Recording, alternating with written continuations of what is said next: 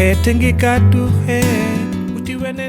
voulais saisir cette occasion pour vous souhaiter la bienvenue au second forum panafricain qui se tiendra cette année à Dakar, au Sénégal.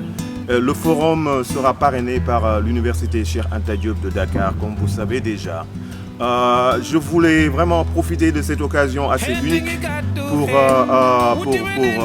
non seulement vous souhaiter la bienvenue, mais j'avais demandé à des amis qui sont des praticiens dans le domaine de l'accès universel et dans le domaine des ressources éducatives libres, pour leur demander de m'aider à vous souhaiter la bienvenue.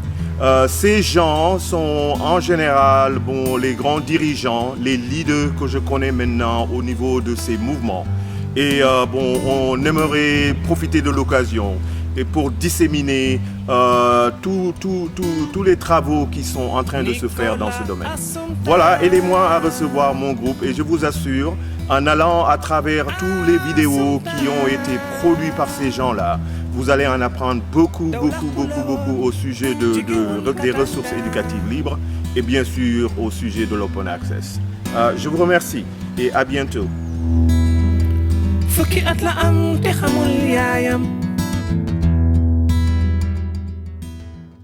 Hello, I'm Melissa Hageman, and I would like to join in welcoming you to the second Pan-African Forum on Open Educational Resources and Open Access. My organization, the Open Society Institute, helped to define open access through the Budapest Open Access Initiative. Thus, over the past 7 years, we've been very pleased to see the success of the open access movement, and we have worked to fund projects which support the open access movement as a whole. Among these projects have been the Directory of Open Access Journals, or the DOAJ.org, which currently lists over 4,100 peer-reviewed open access journals. In addition, we've also been pleased to support the development of the Directory of Open Access Repositories, or Open Door, which lists over 1,300 subject-based and institutional repositories. I think that one of the most important accomplishments of the open access movement has been the development of mandates for public access to publicly funded research. Our grantee in the U.S. helped to push forth the mandate which stipulates that all research funded by the U.S. National Institutes of Health will now be made freely available online. Thus, this research, which amounts to $29 billion worth of funding annually, will now be freely available.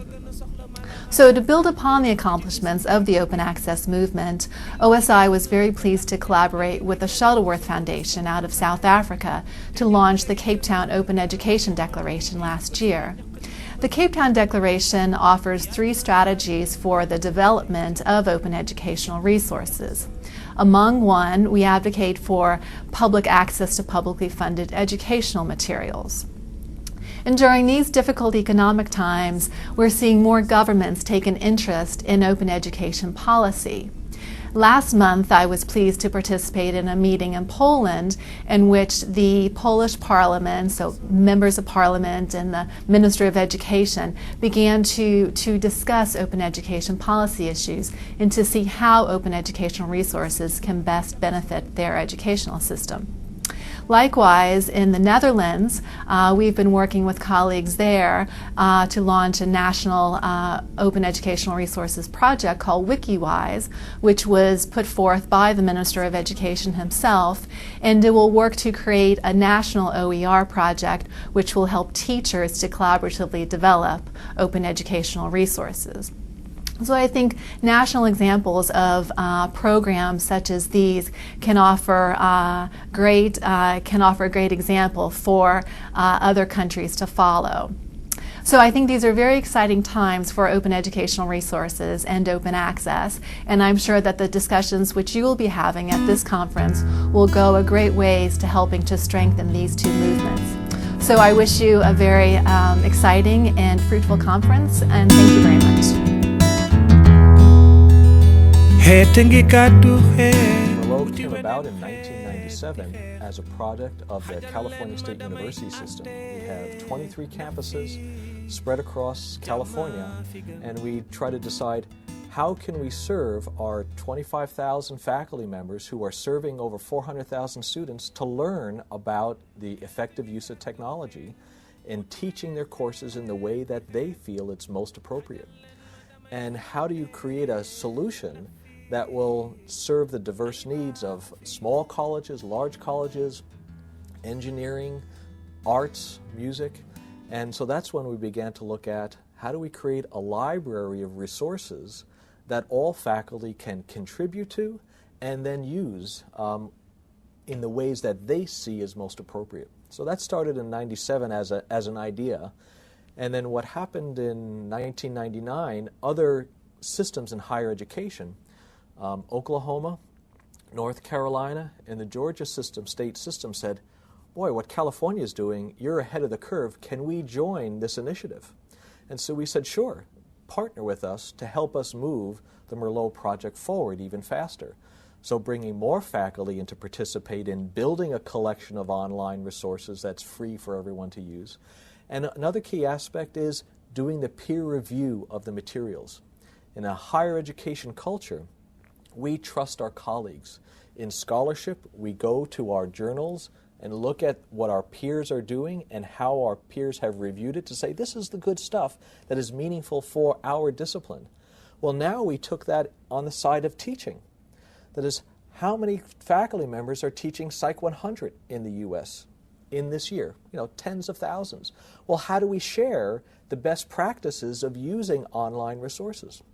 So the more really institutions that we can help participate in this cooperative of building an online community and an online collection of online resources, the more that each of us can benefit from one another in this activity. So in 2000 is when Merlot really took off as a cooperative of over 20 systems of higher education contributing to a shared library of online resources.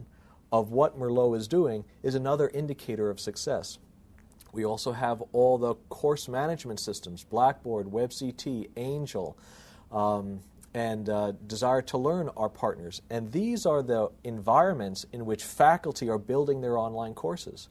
And each of these companies have said, we want to partner with Merlot because the content that you can bring to our faculty member using our tools is valuable enough for us to work with you.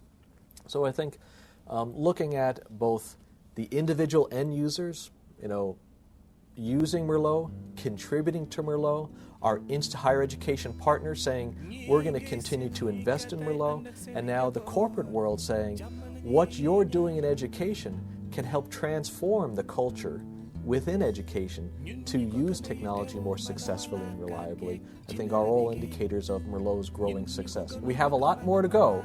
We're still, at an early stage here, but the track record is looking very positive.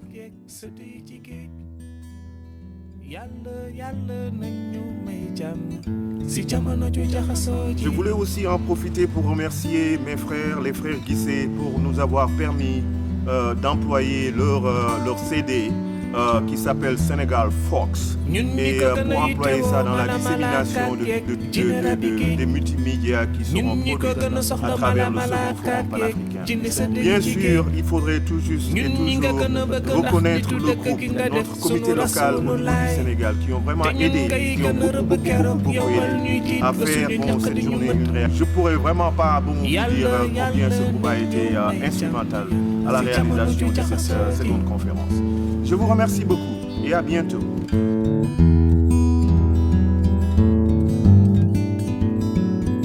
Si jamono jooy jaxasoo ji